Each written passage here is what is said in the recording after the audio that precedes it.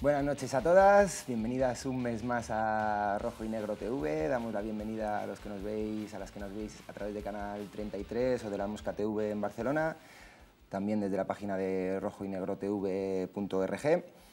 Vimos que la semana pasada quedaron prácticamente finiquitados los presupuestos generales del Estado pactados con el Partido Nacionalista Vasco. Debe ser que en esta ocasión los nacionalistas no son tan malos como nos los ponían. Y para hablar del debate contamos con la presencia de Emilia Moreno, de La Vieja, de CGT. Buenas noches, gracias por estar aquí.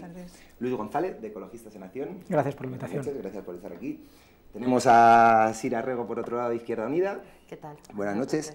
Y contábamos con la presencia de Isidro López, de Ganemos Madrid, pero por causas mayores de momento no ha llegado. Si llega, se incorporará al debate a lo largo del mismo. Sabéis que podéis interactuar con nosotras a través de Twitter con el hashtag RNTVestafa, y como siempre vamos a ver el vídeo que nos han preparado las compañeras antes de entrar en debate.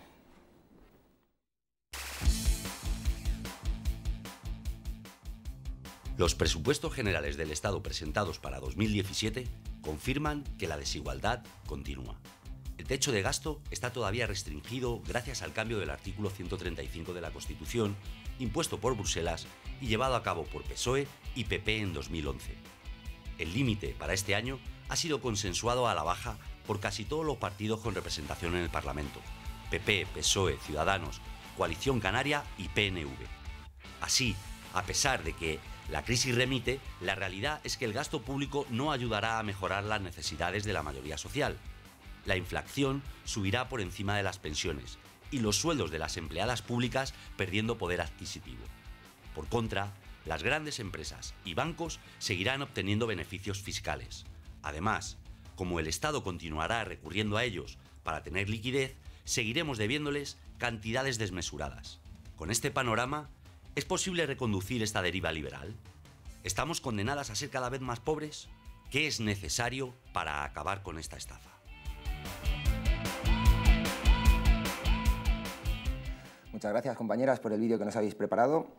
Luis, antes de meternos más en los presupuestos, vemos que se habla mucho del techo de gasto, que también se pacta. Vemos que Unidos Podemos no llegó a firmar este techo de gasto.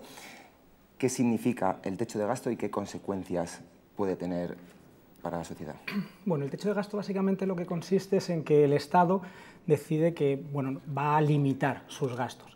Va a limitarlos vía que lo que tiene de ingresos propios en gran parte lo va a dedicar, y ahora luego iremos discutiendo sobre esto, al pago de la deuda, que es un elemento central de los presupuestos generales del Estado, pero a la vez que va a intentar no endeudarse más. Realmente podríamos decir que tenemos como tres grandes modelos en el contexto actual. Uno es el modelo neoliberal, que lo que plantea es que ante la crisis sistémica que estamos viviendo vamos a hacer una redistribución de riqueza de abajo arriba. Una de las formas de hacer esta redistribución tiene mucho que ver con esta parte del pago de la deuda y, suponiendo que con eso vamos a recuperar unas tasas de crecimiento. Hay otro modelo, que sería el modelo keynesiano, en el que más o menos y con diferencias se enmarca Unidos Podemos, y que lo que plantea es aumentemos el techo de gasto, aumentemos el gasto, aumentemos aunque sea el endeudamiento del Estado para que eso revierta en un gasto social, mayor consumo verde, mayor redistribución en parte de la riqueza. Esto nos generaría una mayor demanda que aumentaría el crecimiento y que permitiría que efectivamente ese mayor endeudamiento se pudiese devolver en el futuro vía las plusvalías que se fuesen generando con la actividad.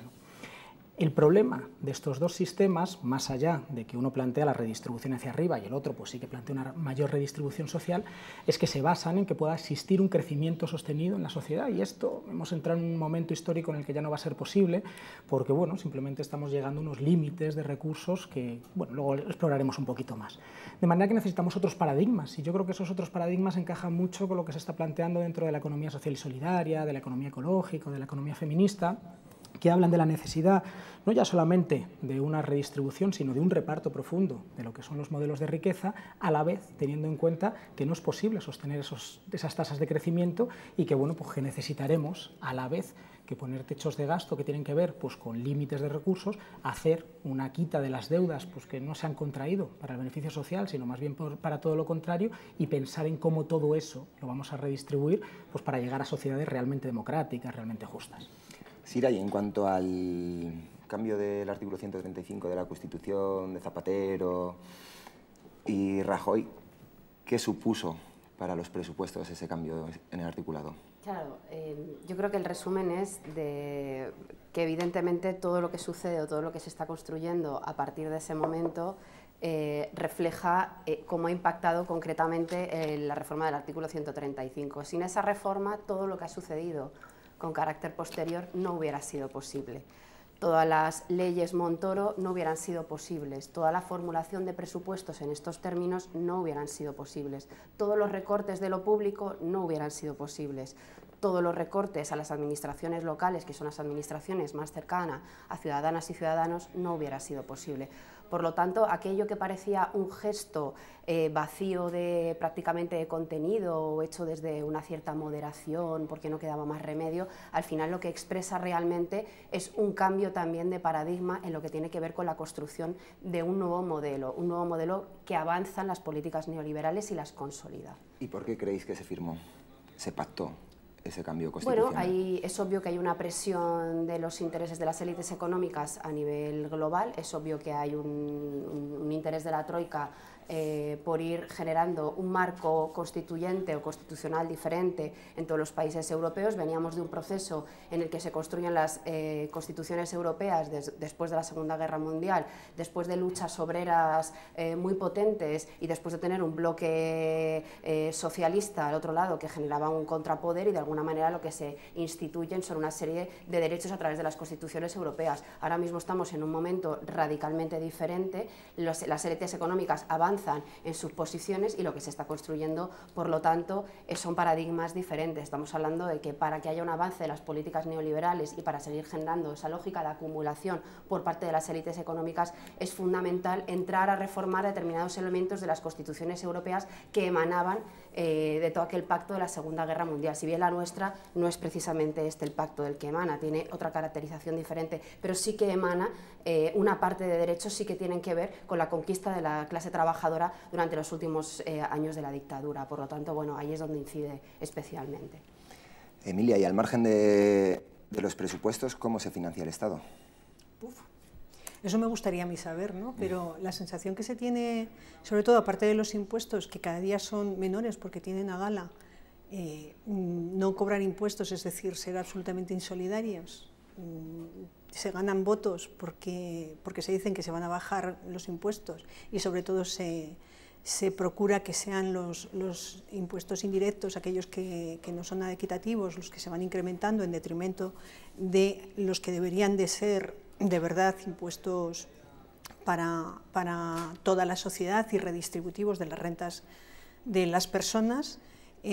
Aparte de esa vía, que obviamente cada día se reduce un poco más porque los grandes capitales no pagan o prácticamente no pagan nada y porque la evasión también es gordísima, pues a partir de ese cambio de paradigma del que hablaba antes, sí, a partir de ese momento en el que nos presionaban muchísimo porque la deuda estaba en niveles imposibles y teníamos que hacer algo y tomar medidas porque si no, pues lo único que ha estado haciendo el gobierno, ya venía de antes, pero ahora ha sido comprar mucha deuda, o sea, comprar dinero en grandes empresas multinacionales o grandes capitales, y lo que hace es que estemos cada día más entrampados o más en manos de... Esas políticas que tienen hacia estas grandes empresas que pagan impuestos prácticamente cero, ¿influyen en el endeudamiento?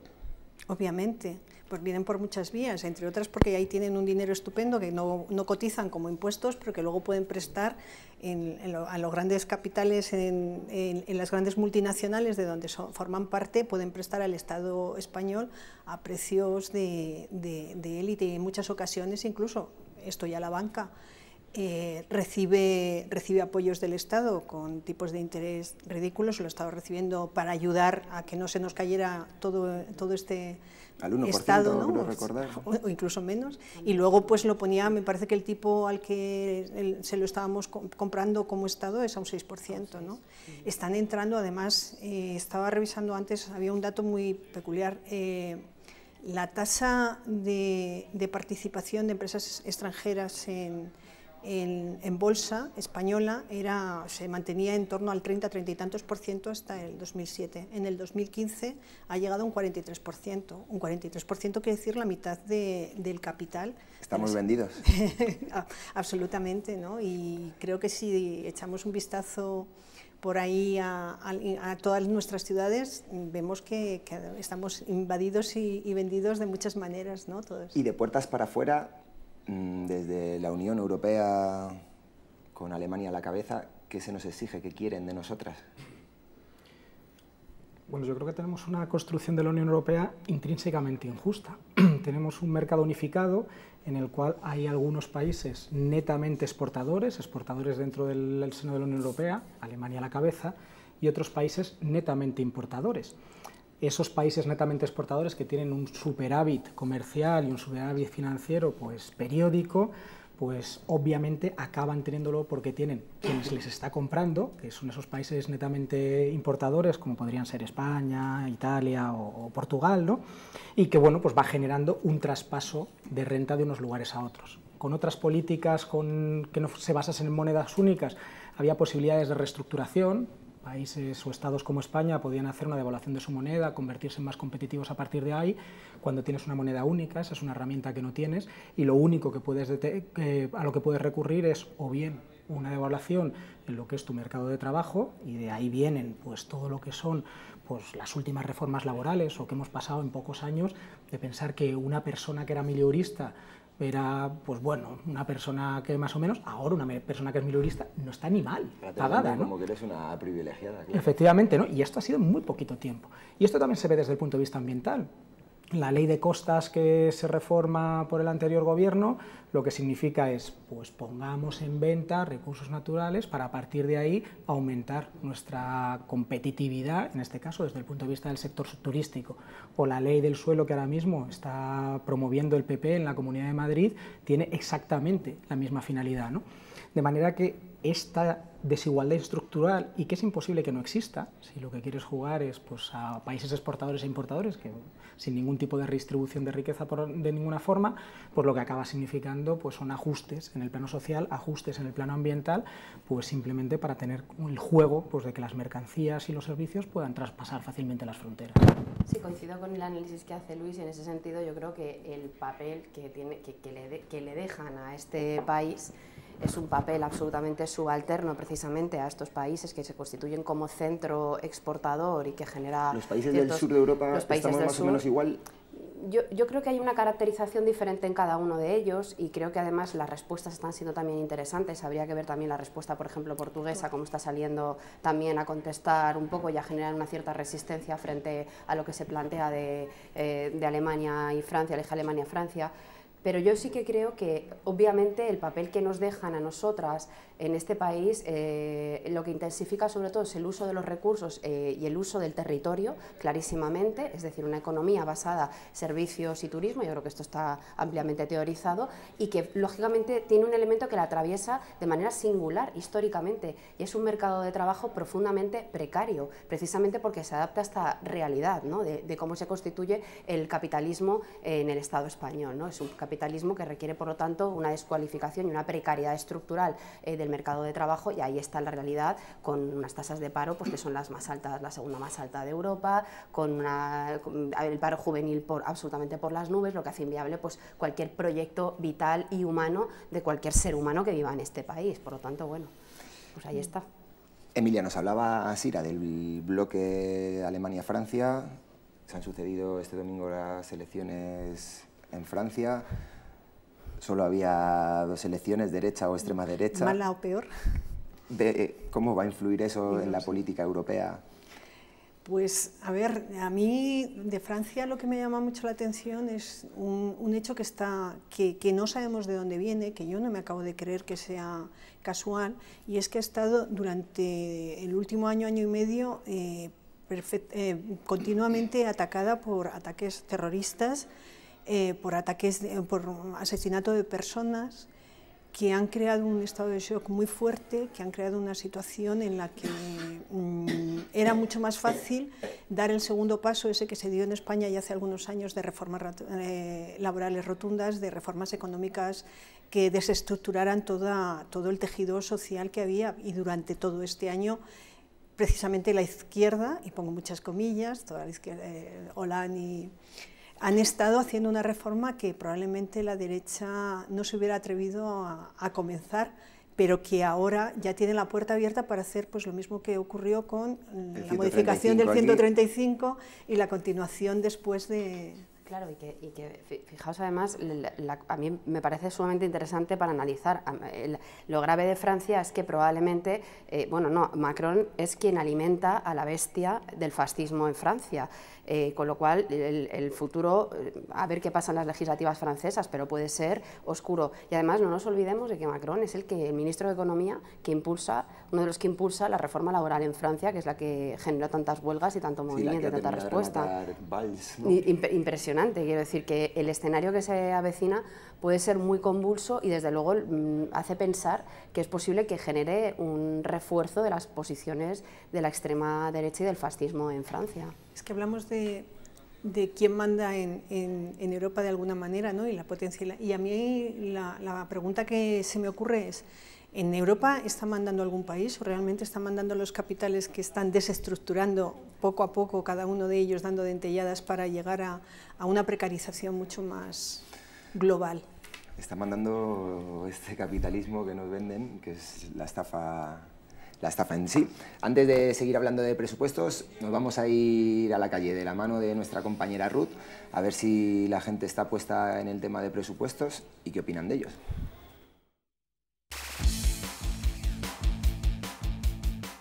Hola Jorge, nos hemos acercado a la rueda de prensa de las marchas de la dignidad, las cuales tendrán lugar el 27 de mayo.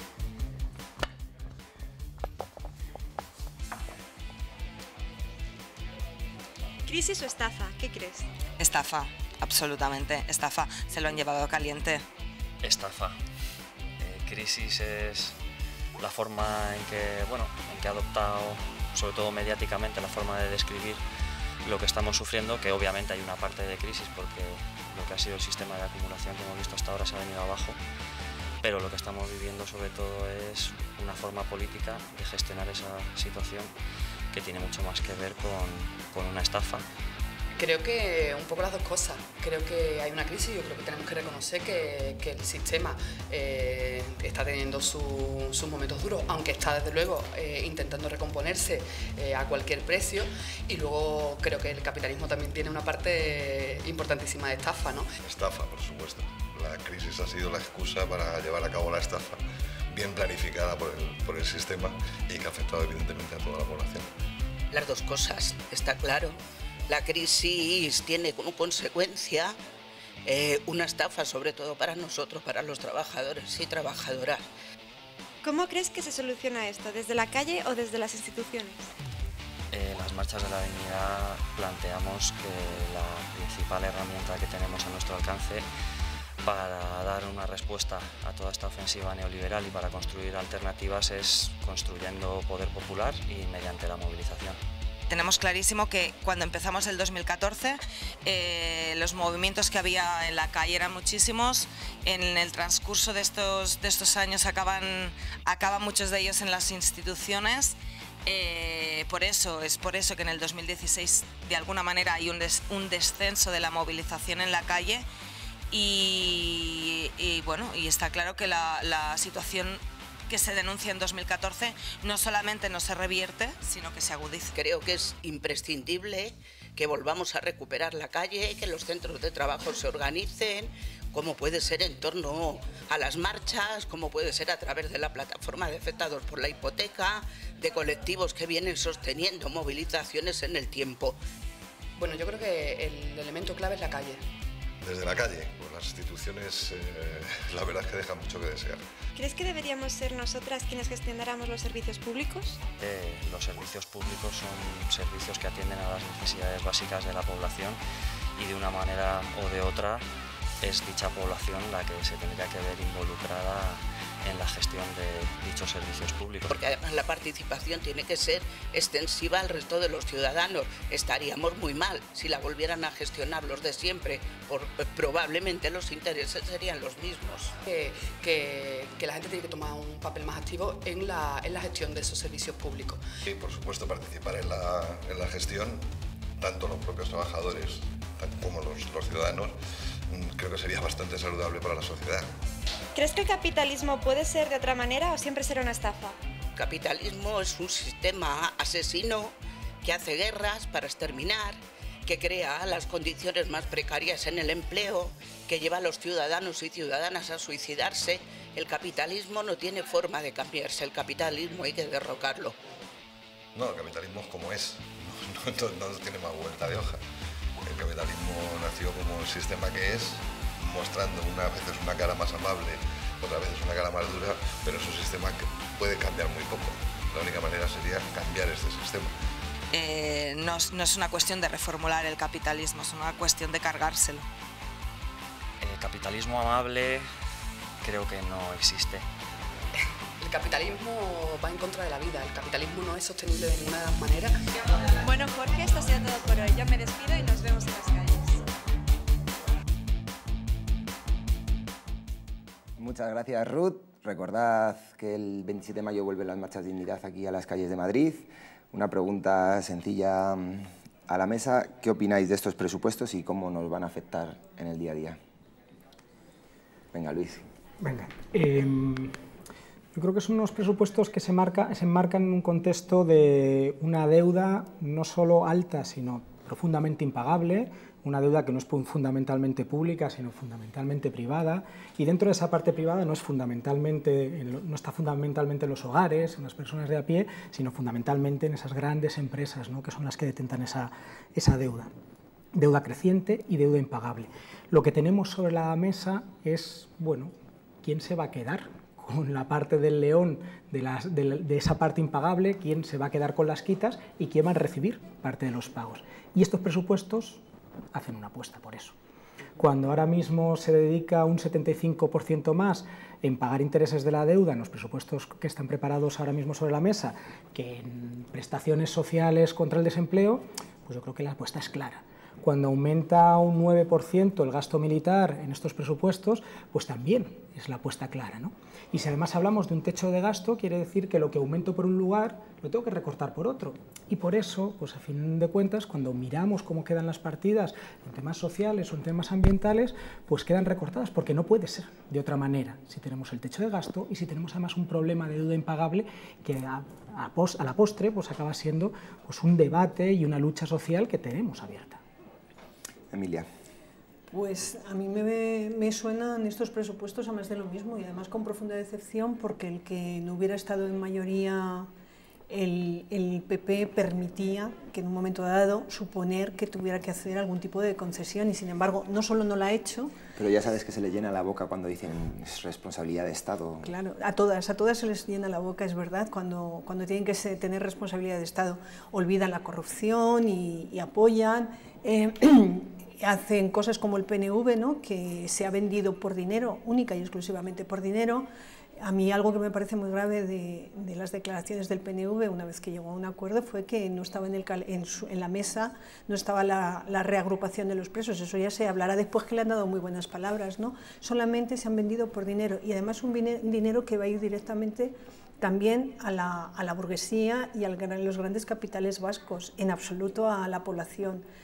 Y dinero que, como antes decía Luis, si se va hacia Euskadi para que nos peleemos, que eso también les gusta mucho, que nos enfrentemos unas con otros y así poder seguir ellos haciendo su marcha, pues habrá que recortarlo de otros sitios y de otras situaciones, ¿no? Son absolutamente insolidarios, son absolutamente neoliberales, han reducido todas las partidas donde podría caber esperar que hubiera habido un poco de respiro y sobre todo mienten una y otra vez, porque dicen que han subido esto, pero no es verdad. Van a subir el IVA, van a reducir el IVA cultural, pero solamente para espectáculos directos, es decir, a los toros, a los toros, el circo, en alguna otra cosa que quizás sea mucho más interesante. Pero en el fondo nos queda mucho por sufrir, porque la deriva neoliberal impuesta desde mucho más arriba sigue y continúa. Cira. Yo me quedaría con el clásico que repetimos ya casi como un mantra año tras año, que es que son los presupuestos más antisociales del mundo. Digo mantra porque ya parece que nos suena a letanía, ¿no? Esto, pero es así, es decir, son unos presupuestos que están hechos contra el pueblo, no para el pueblo, obviamente. Y detalles, aparte del techo de gasto, un recorte efectivo de 5.800 millones de euros, 5.800 millones de euros, sí, frente a una propuesta de 32.000 millones de euros para pago de intereses. Es decir, simplemente con estas dos cifras ya vemos la orientación de los presupuestos generales del Estado hacia dónde van. Aparte de toda la conformación del resto de partidas, de toda la orientación inexistente en políticas sociales, aparte del avance en la consolidación de los recortes y, por lo tanto, el expolio de recursos y de derechos que supone todo esto, porque a través de los presupuestos se hace política y a través de los presupuestos se configuran las realidades vitales de la gente en este país. Es decir, esto no es ajeno a la vida de la gente. ¿Y sanidad y educación cómo quedan después de esos presupuestos? Suponemos que más tocadas. Claro, el problema es que además son unos presupuestos que no plantean los ingresos, de qué manera se van a garantizar. Es un ingreso que lo fían todo a la mejora económica y por lo tanto lo fían a ingresos fiscales, que no quedan claros cómo van a llegar porque ya el primer trimestre del año se ha quedado, según la agencia tributaria, muy lejos de la propuesta de los presupuestos que hacían de ingresos. Por lo tanto, estamos hablando de que va a llegar un momento en el que de algún lugar hay que sacarlos, lo que decía Luis, ¿no?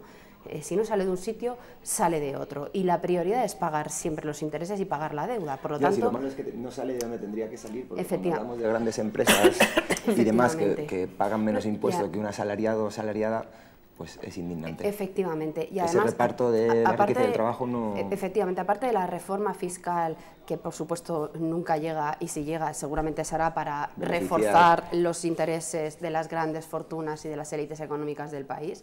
Aquí lo que estamos viendo es que la orientación lo único que está haciendo es consolidar pues eso, el saqueo, el expolio de los recursos públicos y la orientación de esos recursos hacia quienes siguen controlando los recursos económicos del país. Vamos. Y en cuanto a los presupuestos, vemos que en algunos municipios se abrió con mucho entusiasmo el debate de las remunicipalizaciones. Vemos que con el mismo entusiasmo que se abrió se ha ido cerrando. ¿En qué influyen estos presupuestos para conseguir revertir esas privatizaciones que hemos tenido en los diferentes municipios con las corporaciones anteriores de derechas y de derechas como el PSOE también?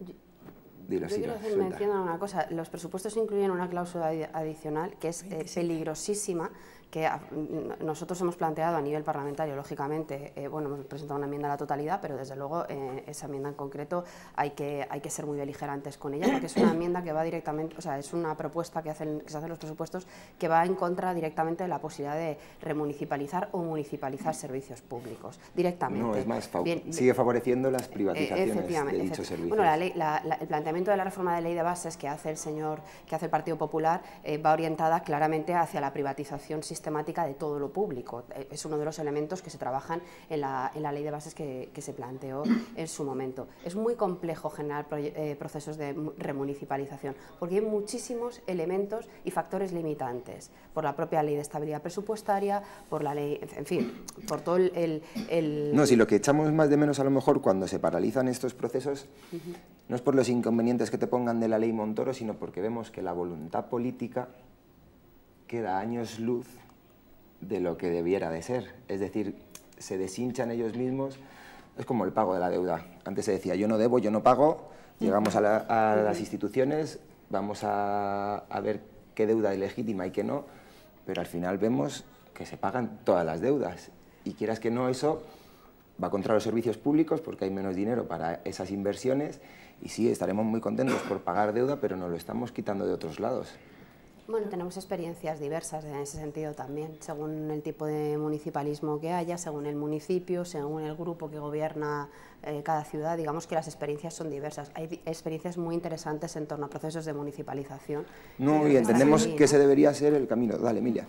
No, comentaba, pues, por seguir en esa línea, la verdad es que leer el apéndice de los presupuestos, creo que es el número 27, que te habla de prohíbe taxativamente la incorporación de puestos de trabajo que estén en contratas, y la única alternativa que permite para ampliar cualquier puesto de trabajo dentro de la administración a nivel estructural es crear empresas mercantiles, aunque sean públicas, pero ya empresas mercantiles con trabajo laboral, lo que demuestra, desde mi punto de vista, es que sí que había una puerta, un resquicio dentro de la legislación, que los ayuntamientos del cambio, sobre todo los grandes, los que han tenido más capacidad de poder hacer cosas, pues se han enfriado, han estado esperando, han dedicado demasiado tiempo, desde mi punto de vista, a ver cómo se puede hacer jurídicamente. Y bueno, lo hemos aprendido en todos estos años. Cada vez que se encuentra un resquicio por el que entrar y resolver alguno o conseguir algún derecho, la próxima vez ya no lo vamos a poder hacer porque ese resquicio está tapado, porque regulan para ello, ¿no? Ahí había una posibilidad, han visto las movilizaciones, proyectos, sí, en ayuntamientos más pequeños y donde ha habido también movimientos mucho más de base. En los ayuntamientos en los que sí que se ha intentado recuperar algunos de los servicios, sobre todo limpieza, yo creo que son los que se ha visto en algunos sitios, y sin embargo nos lo van a cerrar del todo antes de que hayamos empezado a trabajarlo. Creo que esa ha sido, la verdad es que una pérdida de una posibilidad grande. Yo por abrir un poco el foco de ese debate, porque yo creo que es un debate fundamental, y abrirlo por arriba y por abajo, ¿no? Lo retomo con lo que se comentaba en el vídeo, ¿no? Esto de crisis o estafa. Yo creo que son las dos cosas a la vez, pero si tuviese que quedarme con una, me quedaría con crisis. Creo que el capitalismo está viviendo una crisis profunda, ejemplificada porque tiene dificultades crecientes de reproducir el capital, de sostener la tasa de beneficios, y esto pues es normal, porque una de sus formas de reproducir el capital ha sido extenderse cada vez a más lugares del territorio, pero ya está todo lo globalizado que puede. Ha sido aumentar la productividad, pero esto le está costando cada vez más conforme los materiales y los recursos van siendo escasos. Lo ha conseguido aprovechando el trabajo de la naturaleza y metiéndolo en los ciclos de reproducción del capital, pues energías súper concentradas que conseguían reproducir ese capital, o lo ha conseguido aumentando la explotación laboral, que hemos visto como durante estos últimos años ha ido siendo cada vez mayor. De manera que cuando hablamos de la privatización en un contexto de crisis de nuestro sistema económico, estamos hablando de un tema gordo. Es decir, de un tema en el cual se juegan muchas habichuelas, pues de la capacidad de sostener esas tasas de reproducción o no. Y por eso, cuando hablamos de un momento en el entorno municipal, cuesta mucho hacer procesos de remunicipalización, pero si miramos hacia arriba, descubrimos que acuerdos de libre comercio como el TTIP con Estados Unidos o el CETA con Canadá, ¿no?, de próxima aprobación parlamentaria, y que, bueno, esperemos a través de la movilización, el día 10 está prevista también una movilización masiva al respecto, ¿no?, pues que podamos de alguna manera parar. Bueno, pues ahí ese es un elemento también absolutamente central. ¿Qué es lo que yo creo que podemos hacer desde los movimientos sociales? Bueno, pensemos en procesos que tengan que ver con retomar el poder, con retomar algunos de esos elementos pues, que están ajenos, bien en el Estado o bien en los entes privados, y pensemos en lógicas de comunes que no son lógicas totalmente desligadas del mercado ni del Estado, pero que sí que tienen una estructuración, una dinámica diferente, ¿no?, y que hablan también de cómo podemos repensar esa satisfacción de necesidades, que por otra parte necesitamos, y que, bueno, pues, que nos puede permitir abrir, ya digo, el campo del análisis. Antes de seguir con Sira, nos vamos a ir a Ruesta. Os vamos a poner nuestro spot publicitario, por si tanta crisis, tanto capitalismo os sale ya por las orejas, os vayáis allí a desconectar.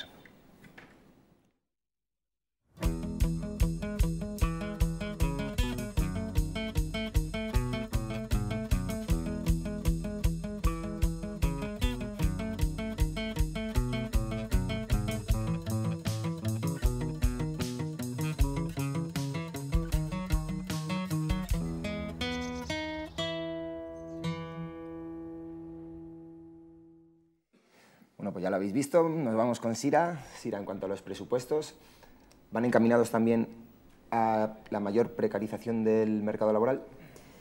Bueno, nosotros desde luego desde Izquierda Unida hacemos un análisis en torno a la precariedad. Entendemos que es una cuestión ya estructural en nuestro país, tanto laboral como ya entendemos que es una cuestión también absolutamente vital. Cuando hablamos de que no hay recursos públicos para atender las necesidades de las personas, lo que estamos hablando es de una precariedad estructural que en el caso incluso de trabajadores, trabajadoras asalariadas, dado el nivel de precariedad salarial que hay, ni siquiera tienen capacidad de acceder a elementos que hace unos años nos parecían bastante normales. Es decir, está habiendo una degradación de las condiciones de vida del conjunto de la mayoría social del país que es absolutamente alarmante. Es decir, sí que entendemos que todo esto, la concreción de los presupuestos profundizan en esto, profundizan en tasas de precariedad cada vez mayor, tanto en lo laboral como en lo vital, por la disponibilidad, la no disponibilidad de recursos públicos para atender las necesidades de la mayoría. Emilia, ¿y las mujeres salen perdiendo? Sustancialmente, como casi siempre, ¿no? Es un colectivo del que el capitalismo siempre se ha aprovechado de la parte que no se ve del trabajo, de ese que no es asalariado pero que es importante, y cada vez que llega una crisis pues acentúa la capacidad de explotación, de sacar del mercado a las mujeres o de llevarlas a precarizar puestos de trabajo para así rebajar en general la situación laboral. Y en esta situación ahora mismo la verdad es que las mujeres creo que tienen como dos tercios de los contratos a tiempo parcial no reales. La mayoría de las ocasiones luego trabajan 8 o 10 horas, pero los contratos son así. Tienen un 20 y tantos % menos de salario, el empleo está muy sesgado, todos lo sabemos, las mujeres cuidan, los hombres son ingenieros, ¿no? Y el reconocimiento y la revalorización de esos puestos de trabajo también se ve. Ha habido una evolución durante la crisis de incorporación y salida del mercado de trabajo de las mujeres dependiendo de las necesidades. Al principio, cuando la burbuja estalló y los hombres se quedaron en el paro, se incorporaron muchas mujeres a trabajar, pero luego han sido otra vez expulsadas, además muchas de las mujeres con trabajos de calidad dentro de la administración pública, como pueden ser pues eso, enseñantes, en sanidad, en servicios sociales, han tenido que asumir además la carga de esos cuidados que ya no daba la sociedad o que no daba el gobierno. Y paulatinamente son las que se van quedando más rezagadas. Tienen además otro de los grandes problemas es que como su vida laboral, ahora ya la de todo el mundo está escasa y las posibilidades de cotizar para la seguridad social se reducen sustancialmente, pues también las pensiones a las que pueden optar y a las que están optando en este momento, que además son las sustentadoras en muchos casos de familias enteras, de las mujeres con pensiones pequeñísimas y además sustentando al resto de la familia, ¿no? Se nota y se nota mucho. Las pocas aportaciones o ayudas que se hicieron durante los llamados años buenos fueron tan efímeras y con tan poca voluntad de cambiar estructuralmente que en cuanto que se incorporó, pinchó la burbuja, todo se vino abajo y lo padecimos más. Ya vemos que las mujeres salen perdiendo con estos presupuestos y las grandes fortunas, ¿cómo salen? Bueno, pues las grandes fortunas, uno de los debates que había ahí en la aprobación de los presupuestos es que Ciudadanos planteaba pues, ponerle unos límites, por ejemplo, a la SICAV, ¿no? Una de las formas de evasión fiscal que han tenido las grandes fortunas. Bueno, pues ni los límites eran tantos los que planteaba Ciudadanos, ni la concreción dentro de los presupuestos pues ha sido tal, ¿no?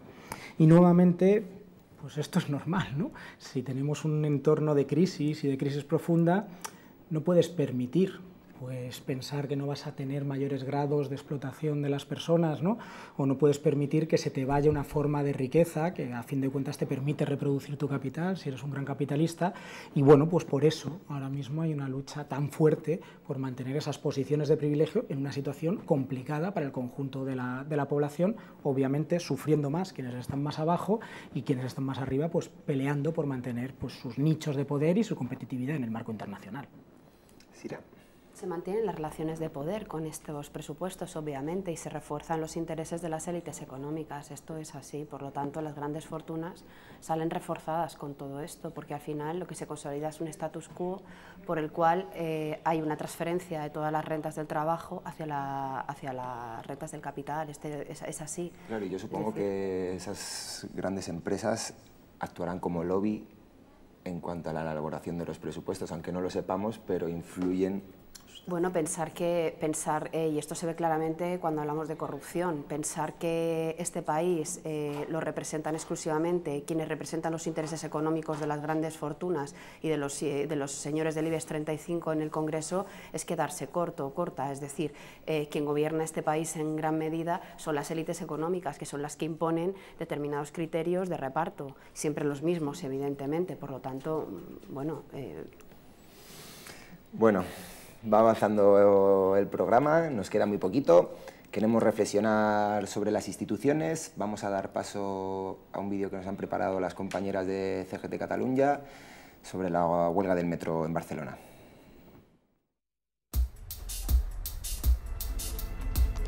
Des que tinc memòria sempre he fet servir el metro per moure'm per la ciutat. Portem 4 anys amb el sou congelat i 579 directius endollats per polítics es van pujar el sou un 15%. No es canvia de lloc de treball embarassades perquè la plantilla està sota mínims i pressionada. Pròxima estació, precarització. Es regala la gestió de la T-Mobilitat a la Caixa i ens costa 94 milions d'euros, mentre es redueix el servei de les estacions al mínim.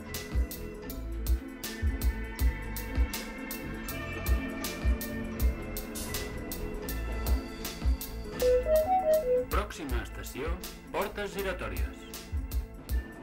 Almenys 60 directius de TMB cobren més que l'alcaldessa de Barcelona. L'Ajuntament incompleix la llei de transparència. No vol que es publiquin els salaris dels directius.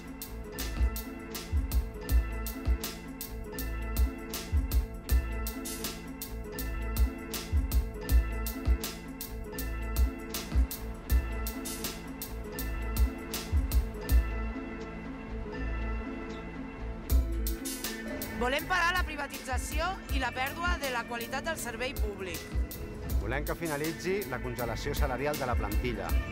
I volem que es deixi de protegir els directius enxufats per l'Ajuntament de Barcelona. Aquests són els culpables i aquests són els que no volen solucionar-ho. Marc Grau, directiu. Mercedes Vidal, presidenta de TMB. Culpables.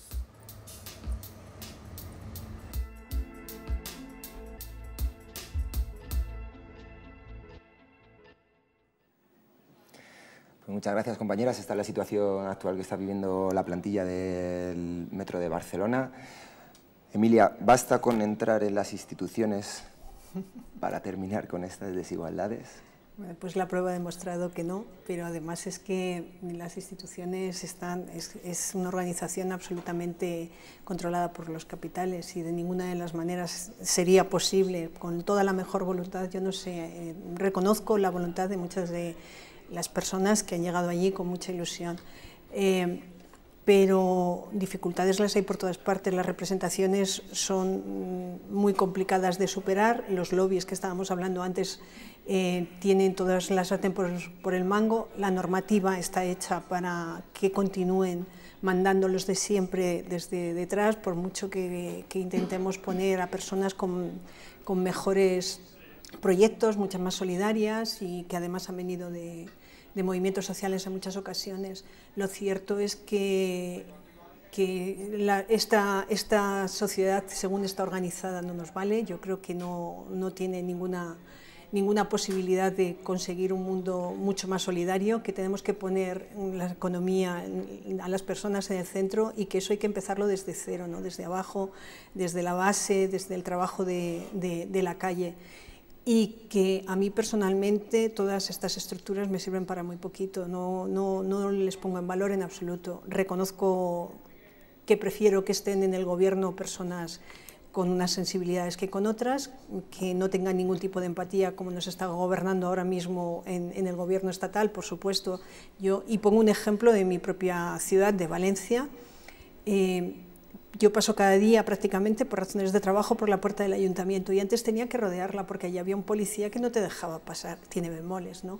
Poder pasar con tranquilidad por tu ciudad, reconozco que tiene pero eso no va a resolver en absoluto la situación de la vida de las personas, es de mucho más calado los cambios que hay que hacer. Sira, desde dentro, ¿cómo lo veis? Yo creo que la pregunta no es tanto si se puede transformar, bueno, sí se puede preguntar si se puede transformar la realidad de las instituciones, yo creo que no.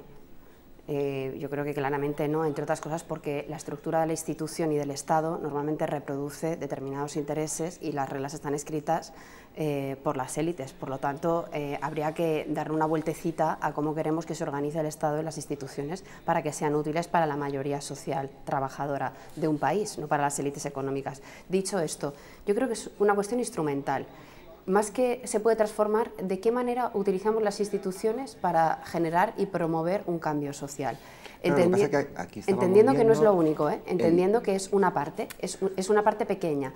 Yo, por ejemplo, nosotros tenemos clarísimo, por ejemplo, desde mi organización, que entendemos que tiene que haber un diálogo permanente porque donde está el poder es fuera de las paredes de las instituciones, siempre. Y donde hay que organizarse es fuera de las paredes de las instituciones. Ahora bien, ¿las instituciones nos brindan determinados instrumentos? Sí. Por ejemplo, lo que ha hecho Carlos Sánchez Mato en el Ayuntamiento de Madrid confrontando directamente con Montoro. ¿Te dan oportunidades? Sí. Te dan oportunidades de confrontar y te dan oportunidad de desobedecer. También te dan oportunidad de controlar lo público, en cierto modo. ¿Es suficiente? Si lo malo es que luego llega la alcaldesa y ¿Es suficiente? Y dice lo contrario, ¿sabes? Que al final, ¿Es si nosotros queremos poner este ejemplo, por el mero hecho de que los ayuntamientos del cambio están teniendo unos conflictos laborales que no se diferencian mucho de las corporaciones anteriores.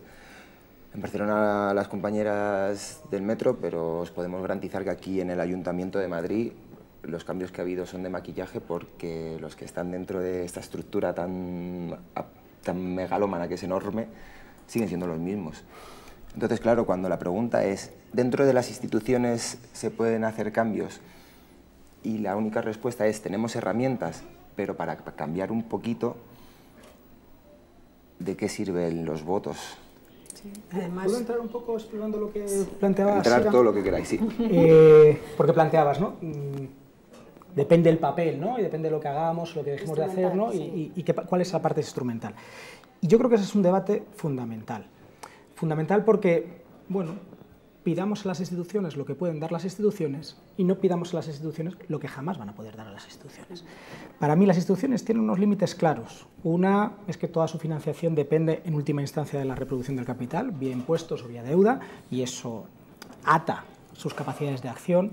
Hay otro límite que tiene que ver, que tiene una lógica de creación de hegemonías, eso significa creación de mayorías, y esas mayorías tienen, en mayor o menor medida, tasas de imposición que es distinta de la lógica de autonomía en la cual pues, podemos convivir distintas formas, ¿no?, dentro de una sociedad.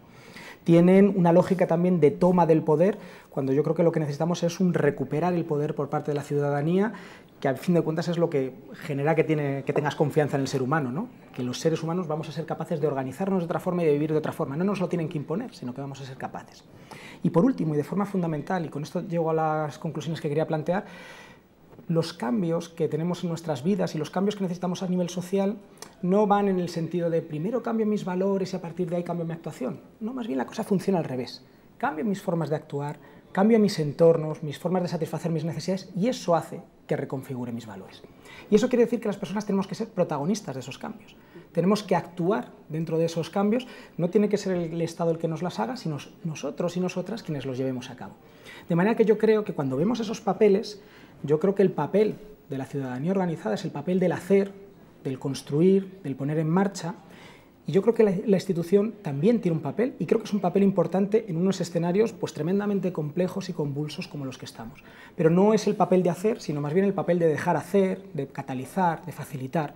pues poner pues unos impuestos, que es de lo que, o sea, unos presupuestos, que es de lo que estábamos hablando, pues bueno, pues que nos den más juego que otros, entendiendo que los presupuestos no van a ser el cambio, pero que nos pueden abrir puertas, poner unas iniciativas legislativas pues que paren nuevas firmas de tratados de libre comercio o que pongan en marcha pues unas ciertas dosis de redistribución de la riqueza, entendiendo que no va a ser desde ahí desde donde parta. Entonces, bueno, pensemos en qué elementos pueden jugar, pensemos en dónde podemos buscar las sinergias y entendamos, y con esto acabo, y tiene mucho que ver con lo de la huelga del metro, que necesitamos tener mundos de autonomía, que los movimientos sociales tenemos que ser autónomos de los partidos políticos y que, bueno, pues cuando toque o cuando consideremos pues que podemos buscar espacios de confluencia, de cooperación o de encuentro, busquémoslos, pero cuando lo que toque es meter un zurriagazo, pues tendremos que hacerlo y tendremos que plantearlo. Y eso solo lo podemos hacer desde la autonomía. Yo creo que el ejemplo madrileño, por lo menos de la organización en la que yo estoy, intenta conjugar, pues desde que ahora Madrid está en la alcaldía, pues esas dos partes, ¿no? Y en lo que hemos considerado, por ejemplo, en muchos aspectos relacionados con el urbanismo, que por otra parte son absolutamente centrales en la conformación de ciudad, pues hemos tenido una base confrontativa, y en otros, calidad del aire, regeneración del río, pues hemos visto cómo podíamos colaborar, ¿no? Y cómo podíamos buscar espacios de encuentro en lo que hemos considerado que podíamos encontrarnos.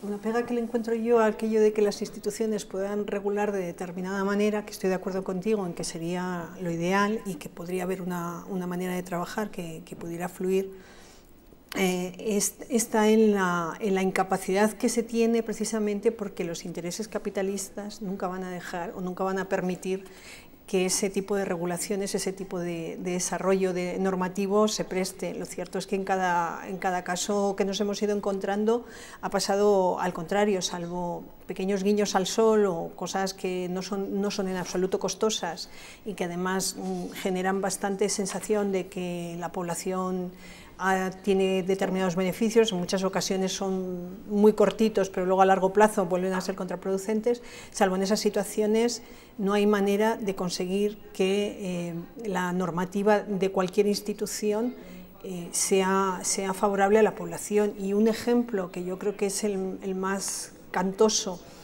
porque ha sido el grupo más reivindicativo que ha accedido a las instituciones y que ha intentado cambiar algunas cosas. Yo creo que al principio con muy buenos criterios y poco a poco ha entrado en el sistema y ha perdido mucho del norte, es en Cataluña las CUPs. Las CUPs han vendido de alguna manera su voto a la autonomía por el resto porque ha entrado en las lógicas de las instituciones. Entonces, una vez que se ha entrado en esas lógicas, es muy complicado recuperar la visión general que desde la base puedes tener.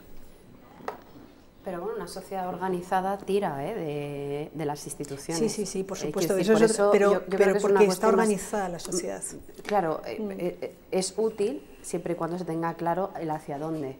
Tiene su utilidad, es una cuestión más instrumental. Para nosotros, desde luego, es una cuestión instrumental. Lo que tenemos clarísimo es que el cambio no va a operar dentro de las paredes del Congreso y menos en el momento histórico en el que estamos. Es decir, es imposible que haya un cambio de paradigma que satisfaga las necesidades del conjunto de la mayoría social en términos que vengan de la institución. Es que es imposible, no hay margen para eso. Venga, una fácil, rápida, casi para terminar, antes de meter nuestro briconsejo. ¿Se puede gestionar el capitalismo o directamente habría que cambiar de sistema?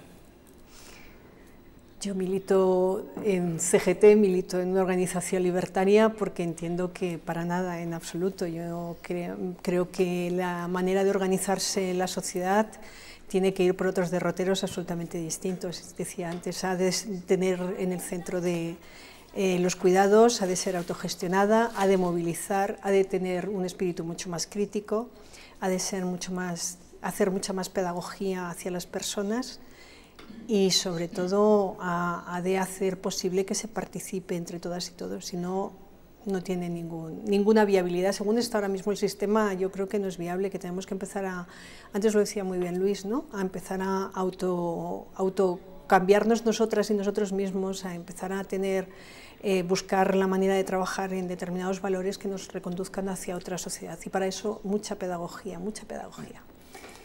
Vemos la autogestión como solución por parte de CGT, ¿Cómo veis vosotros cambiar este sistema? Si lo cambiaríais por otra cosa, si lo reformaríais. Bueno, yo creo que este sistema está cambiando, y está cambiando de forma profunda, y está en una crisis que yo creo que no es coyuntural. No quiero decir con esto que el capitalismo vaya a acabar, pero desde luego que lo que tenemos por delante no es una crisis solamente social, no es una crisis solamente ambiental, que por supuesto también lo son, sino también es una crisis de la propia organización de nuestro sistema socioeconómico, que nos sitúa en un escenario muy distinto del que hemos tenido, por ejemplo, en la segunda mitad del siglo XX. ¿Y esto qué significa? Pues para mí, que en un momento en que nuestro anterior orden social se desmorona, es el momento en el que tenemos más oportunidades y a la vez más obligación de construir otra serie de órdenes sociales que nos puedan permitir tener seguridades, porque nos permitan tener una vida digna, que nos puedan permitir cambiar nuestras formas de ser y nuestras organizaciones sociales a la hora de pensar en otros satisfactores sociales pues, que favorezcan el apoyo mutuo, la solidaridad y demás, ¿no? Y que además pues, permitan extender unas formas de lucha que necesariamente tienen que pasar por huir de la salarización, que a fin de cuentas es la última excusa, el último argumento que tiene el capitalismo pues, para tenernos coaccionados y coaccionadas, ¿no? O trabajas y consigues un salario, o bien pues tienes la opción de morirte de hambre, ¿no? Esto que tanto tiempo se ha dicho, pero que es absolutamente real en nuestros contextos, ¿no? De manera que yo creo que ahora es el momento histórico de poner unos esfuerzos redoblados en la construcción de alternativas y de prácticas concretas que partan de la agregación y del trabajo pues, de la ciudadanía organizada, y que además sean capaces de ir dando saltos de escala desde abajo hacia arriba. Es decir, pues en el plano alimentario necesitamos pues, articular grupos de consumo, pero con grupos de consumo ni Valencia ni Madrid se van a alimentar por el conjunto de su población. Necesitamos dar saltos hacia arriba pues, a restauraciones colectivas, a centrales de compra, y eso requiere poner mucho esfuerzo social, muchas luchas y a la vez pues, muchas prioridades dentro pues, de nuestras organizaciones. Yo creo que ahora mismo es un elemento central de nuestro momento histórico. Como decía Miriam, mucha pedagogía hace falta. Sira. Yo creo que no es reformable, no es gestionable, hay que ir a un modelo radicalmente diferente. Claro, para mí, yo milito en otro tipo de organización comunista, para nosotros, claro, el modelo es el socialismo, lo tenemos clarísimo, ¿no? Pero esto desde luego no es gestionable. En cualquier caso, lo que es evidente es que no es tanto yo creo que hay un lugar común que a mí me alegra, porque cuando hablamos de estas cosas hay muchos lugares comunes con muchas gentes, aunque vengan de tradiciones políticas diferentes. Quizá lo complicado no es el definir exactamente el lugar, que hay bastante coincidencia a muchos niveles, sino el cómo hacerlo, ¿no? El cómo ponernos de acuerdo, el cómo autoorganizarnos, el cómo convencernos, el cómo elevar la cuestión ideológica un poquito y la cuestión política y organizativa para llegar a esto, porque al final es una cuestión de toma de conciencia y también de pasar a la acción de alguna manera, ¿no? De esto se trata, por lo tanto. Emilia. Pues yo comparto enormemente lo que estaban diciendo. Obviamente es cuestión de ponernos de acuerdo muchas personas, de poner en marcha, y eso, antes hablaba de pedagogía, yo creo que es básico. Últimamente, con eso de que estamos en el 80 aniversario de muchas cosas, ahí en Valencia, además de la capital de la República, siempre se dice que cómo fue posible que ocurrieran tantas cosas en un momento de una manera tan organizada, tan inesperada, porque nadie contaba con ella de un día para otro, y que saliera tan bien. Y la razón, la única argumento que se da una y otra vez, es que durante finales del siglo XIX y toda la anterior parte del siglo XX hubo un trabajo de conciencia de clase que ahora mismo tenemos que empezar a volver a tomar, que es imprescindible para poder organizarnos, para saber cómo ponernos en marcha. Eso se aprende con la práctica, con la prueba y el error una y otra vez, ¿no? Esperemos que la próxima vez salga mucho mejor que entonces, pero tenemos que seguir trabajando y mucho en ello. Pues vamos a aprovechar para irnos con nuestra sección del Briconsejo, agradecer a los compañeros de sonido que están solucionando los problemillas que tenemos aquí en el plató. Espero que no se haya notado mucho. Nos vamos de la mano de nuestra compañera Ángela al Briconsejo. Hola a todas y bienvenidas a nuestro brico de hoy. Tenemos buenas, muy buenas noticias para vosotras. La crisis ha terminado. Si no te has dado cuenta, es que no tienes ojos. La que no encuentra trabajo es porque no quiere. Los servicios públicos están completamente garantizados. La educación es tan buena que los niños hablan fines en el colegio Y las listas de espera en la sanidad pública tienen un tiempo de espera medio de medio minuto. Las reformas laborales han sido completamente derogadas. Puede, y solo puede, que haya exagerado un poquito, pero mucho menos de las que nos dicen que la crisis está remitiendo, que los recortes en servicios públicos eran necesarios porque había que apretarse el cinturón, que nos aseguraron que las extranjeras pobres debían no tener sanidad para que la tuviéramos nosotras. Nos estafaron hace unos años y nos estafan ahora. Han conseguido modelar el sistema para que haya todavía más desigualdad. Y lo peor, han logrado que pensemos que no hay otra manera, que las coberturas básicas son un lujo y que es normal que las pobres sean más pobres y las ricas sean más ricas. No las creas. Siempre hay otra forma de hacer las cosas y de repartir diferente. No te dejes engañar. Abre los ojos. Revélate ante sus mentiras. Organízate y no te quedes en casa. Que se sepa que no te lo crees. Acordaros de darle a like, comentar abajo y compartir por todas las redes sociales. ¡Salud! Y hasta la próxima.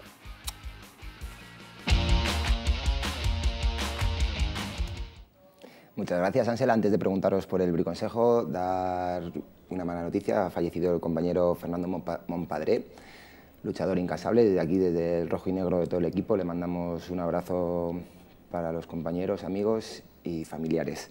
¿Qué os ha parecido el briconsejo? Y cerramos el programa, que nos vamos con nuestra agenda rojinegra. Venga, Emilia. Pues que, como dice Ángela, lleva muchísima razón. Aquí la crisis no solamente, o sea, no es, está siendo y está saliendo, es verdad, está saliendo para los grandes capitales, está saliendo para los ricos. La precarización cada día es mayor y la única manera, lo hemos dicho ya en varias ocasiones, yo creo que más que hablar de estafa nos apetece hablar de futuro y apuestas, ¿no? Pero la única solución es organizarnos, estar en la calle. El próximo día 27 tenemos una oportunidad, el 10 de junio tenemos otra, ¿no? Para hablar con las marchas y con el TTIP y no cejar en el empeño de decirles que con nosotras no van a poder, ¿no? Que ahí estaremos en la calle siempre. Luis. Bueno, primero he dicho yo mal la fecha. El 10 de junio lo que hay es una importantísima también movilización, pero es antinuclear. Sí. La del Z es un par de semanas después. Y yo creo que lo que tenemos por delante es un mes frenético, de un montón de movilizaciones en las que nos estamos jugando un montón de elementos y que yo creo que además ejemplifican pues, que lo que tenemos que tener es una mirada global, holística, interrelacionada, porque para entender la crisis tan compleja y tan poliédrica en la que estamos, tendremos que hacerlo con una mirada económica, con una mirada social, con una mirada ambiental, porque todo está interrelacionándose entre sí. Y a la hora de nuestra actuación política no nos podemos dejar ninguno de esos pelos en la gatera, porque entonces no habremos hecho un buen análisis y por lo tanto no estaremos haciendo una buena práctica política. Necesitamos esa articulación de luchas y esa articulación de alternativas. Cerramos contigo, Sira. Pues muy de acuerdo con todo lo que están diciendo los compañeros y las compañeras. Obviamente se trata de buscar espacios organizados de la sociedad en su conjunto. Es absolutamente clave de cara a generar una alternativa de poder. Sin esto es imposible darle la vuelta a la tortilla de todo lo que está sucediendo. Y yo ahí pues sí que coincido en que estamos ante lo que parece ser o puede ser un nuevo ciclo de movilizaciones y recordarnos que sin esta lucha, sin estas peleas, a lo largo de la historia no se ha cambiado ninguna relación de poder. Por lo tanto, nos toca, a las gentes que vivimos en este país, nos toca salir a la calle y nos toca autoorganizarnos. Tenemos 2 meses calentitos y yo creo que hay que tensionar las cosas y hay que ir a desobedecer precisamente para generar un marco al alza de movilización y de respuesta a la calle. Y sobre todo a que la lucha sea continua, constante y no por picos como últimamente ha estado pasando. Vamos a dar paso, como todos los meses, a nuestra agenda rojinegra que os irá apareciendo en pantalla. Comenzamos con este miércoles, 10 de mayo, concentración contra los despidos en Global Rosetta, de 8 a 9 y media de la mañana, en la puerta de acceso a nuestro edificio, en la calle Gran Vía de los Poblados 1, en Madrid. Ahí entra el audio. También mañana comienza una campaña de apoyo a los presos palestinos que están en huelga de hambre. Se realizará una rueda de prensa y a continuación se montará una carpa en la Plaza de las Provincias, donde se acampará y harán jornadas de ayuno de 24 horas, Plaza de las Provincias, frente al Ministerio de Asuntos Exteriores. También esta semana, el jueves, como veis en pantalla, día 11, se celebra el Congreso de la Federación de Transportes y Comunicaciones de la CGT. Ahí vemos a los bomberos andaluces que están que arden y este sábado 13 de mayo han convocado manifestación en Sevilla, en el Parlamento andaluz, a las 12 horas. Entre el jueves 18 y el viernes 19 de mayo se celebra en Valladolid el primer congreso del sector federal de telemarketing de la CGT, también compañeras con mucho conflicto por su convenio. El jueves 18 y domingo 28 de este mes, las trabajadoras de Acciona Airport Service en el aeropuerto de Palma de Mallorca han convocado paros en protesta por la precarización y, como decíamos al comienzo del programa y durante el mismo, las marchas de la dignidad vuelven a las calles el 27 de mayo en una manifestación estatal en Madrid bajo el lema Unificando las luchas, pan, trabajo, techo e igualdad. Aunque no lo veáis en pantalla, este sábado 13 de mayo aquí en Madrid tenemos una manifestación contra el Hogar Social Madrid de Tribuna La Colón a las 7 de la tarde, así que nos vemos este sábado en las calles. A vosotras daros las gracias, creo que habéis aportado muchos datos y mucha clarividencia al debate, sobre todo para que se entere la gente que nos ve al otro lado de la pantalla. A vosotras recordaros que os vemos el mes que viene en Rojo y Negro TV, en Canal 33, en La Mosca TV, nos vuelve a caer el programa en martes 13, no pasa nada, es el último de la temporada.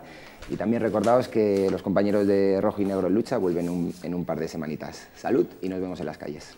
Salud.